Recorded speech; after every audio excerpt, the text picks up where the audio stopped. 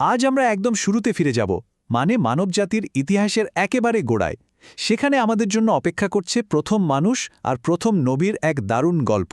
আর এই গল্পটা হলো হজরত আদম আলাইহিসসালামের। তো প্রশ্নটা খুবই সহজ, তাই না? কে ছিলেন প্রথম মানুষ আর প্রথম নবী? কেমন ছিল তার সেই পথ চলা? চলুন এই কাহিনীর গভীরে গিয়েই উত্তরটা খোঁজা যাক। আচ্ছা, সবকিছুর শুরুটা কিন্তু হয়েছিল এক বিশাল সিদ্ধান্ত থেকে, যেখান থেকে মানবজাতির সূচনা, মানে যখন আল্লাহ তাআলা চাইলেন এক সম্পূর্ণ নতুন সৃষ্টি তৈরি করতে। তো পৃথিবী তো তৈরি হল। এরপর আল্লাহ ফেরেশতাদের সামনে একটা যুগান্তকারী ঘোষণা দিলেন। তিনি বললেন, আমি পৃথিবীতে একজন প্রতিনিধি, মানে একজন খলিফা পাঠাতে যাচ্ছি। ভাবা যায়, এই একটা কথাতেই কিন্তু মানবজাতির মর্যাদার শুরু। এই যে সৃষ্টির প্রক্রিয়াটা, এটা ছিল এক কথায় অসাধারণ। আল্লাহ প্রথমে মাটি দিয়ে হজরত আদম আলাইসাল্লামের শরীরটা তৈরি করলেন। তারপর সেই নিষ্প্রাণ শরীরে তিনি নিজের পক্ষ থেকে রূহ বা আত্মা ফুঁকে দিলেন, আর ঠিক এভাবেই প্রাণ ফিরে পেলেন পৃথিবীর প্রথম মানুষ। আর এখানেই আদম আলাইহিসসালামকে দেওয়া হলো এক বিশেষ সম্মান। আল্লাহ তাকে এমন কিছু জ্ঞান দিলেন যা ফেরেশতারাও জানতেন না, আর এই জ্ঞানটাই কিন্তু তাকে সব সৃষ্টির মধ্যে একটা অন্যরকম জায়গায় নিয়ে গিয়েছিল।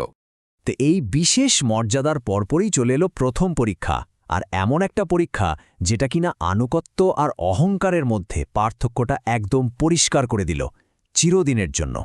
সেই যে বিশেষ জ্ঞানের কথা বললাম, সেটারই স্বীকৃতি হিসেবে আল্লাহ সমস্ত ফেরেশতাদের হুকুম দিলেন আদম আলাইসাল্লামকে সিজদা করতে। এটা ছিল আল্লাহর এই নতুন সৃষ্টির প্রতি সম্মান দেখানোর একটা নির্দেশ।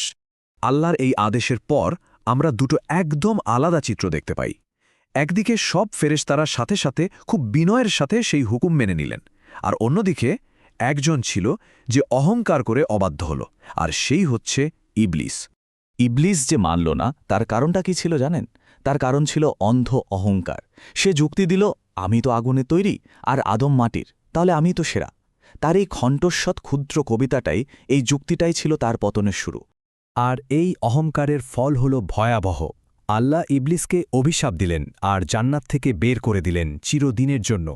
আসলে অবাধ্যতার এর চেয়ে বড় শাস্তি আর কী বা হতে পারে বলুন? তো ইবলিসের তো পতন হল। এরপর গল্পের একটা নতুন পর্ব শুরু হয়, জান্নাতের সেই শান্ত ও সুন্দর পরিবেশে।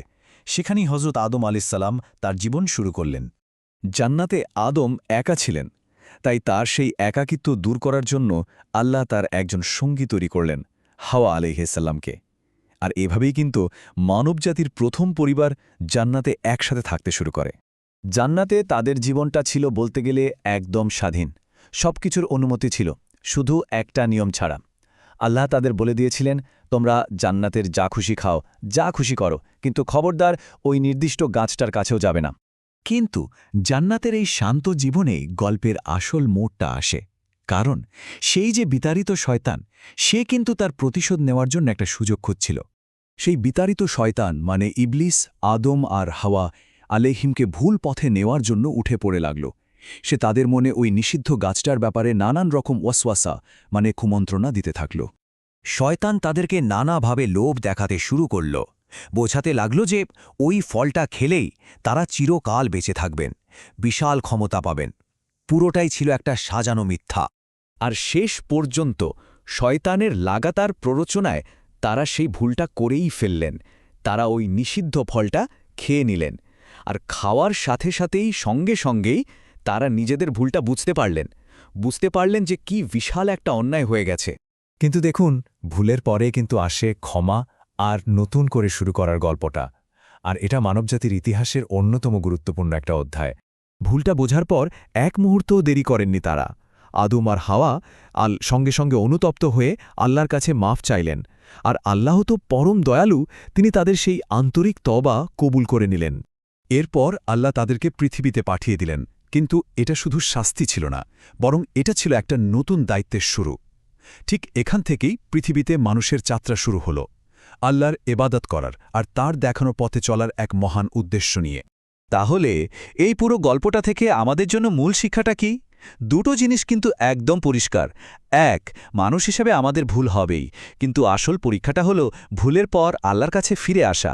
আর দুই, অহংকার, এটাই হলো পতনের আসল কারণ। এটা থেকে সবসময় আমাদের দূরে থাকতে হবে। শেষ প্রশ্নটা হল, আদম আলাইহের এই গোড়ার গল্পটা আমাদের নিজেদের জীবন নিয়ে কি বলে?